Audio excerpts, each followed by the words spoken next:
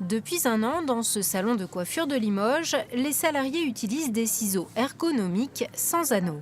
Un nouveau matériel qui leur a été proposé par les services de santé au travail pour éviter les risques de troubles musculo-squelettiques. On se positionne comme ça et nous coupons comme ça. Avec les anciens ciseaux, il fallait se contorsionner en fait. Il fallait basculer le poignet, le coude et l'épaule. On est face à notre poste de travail. Coupe au carré, nous restons droites. Les bras sont bien alignés sur notre corps et nous coupons. Ils ne sont plus du tout relevés. La gérante de ce magasin, propriétaire de 9 salons en Haute-Vienne, a équipé tous ses salariés qui ont également bénéficié d'une journée de formation grâce à un partenariat entre les services de santé au travail et la CARSAT. Ils nous proposaient un accompagnement dans le financement de la formation et de l'investissement des ciseaux, ce qui n'est pas négligeable puisque c'est un accompagnement à hauteur de 70%.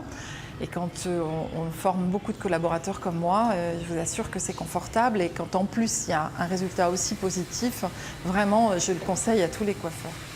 En Haute-Vienne, l'association interentreprises de santé au travail, l'AIST, assure le suivi de plus de 7000 entreprises et 67 000 salariés.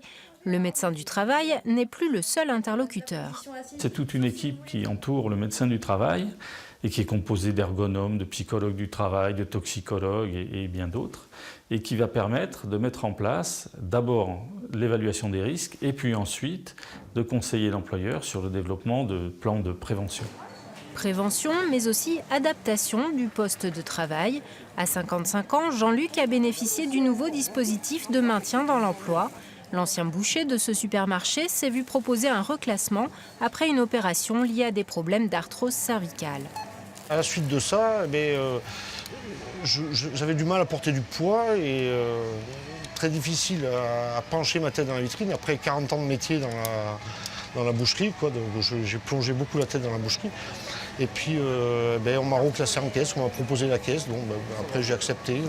C'est un accompagnement vraiment global, en équipe pluridisciplinaire, avec où on regarde vraiment une vision médicale, vision ergonomique, vision sociale, et plus la conseillère en mobilité professionnelle qui nous aide avec les réseaux au niveau des centres de formation, des bilans de compétences.